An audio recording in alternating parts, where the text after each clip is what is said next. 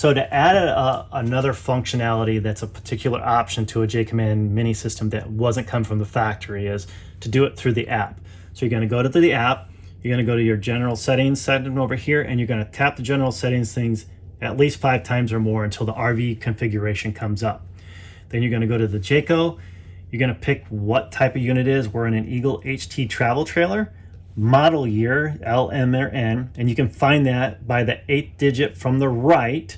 So like you'll see an N1C70051.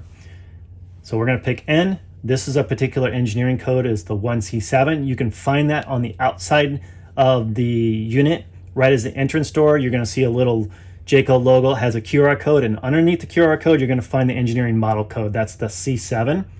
In this particular unit, we're going to add the generator prep that wasn't installed. You're going to click that. You're going to click next. You're going to have the serial number, the N1C7. You're going to confirm that. Your system then is going to power down. You're going to click your lights back on. And then you'll be re-Bluetooth back into the system. And then that's how you would add a component that's an option that's part of the system that didn't come from the factory, like a generator or a second AC. That's how you do it on the JAYCOMMAND mini system.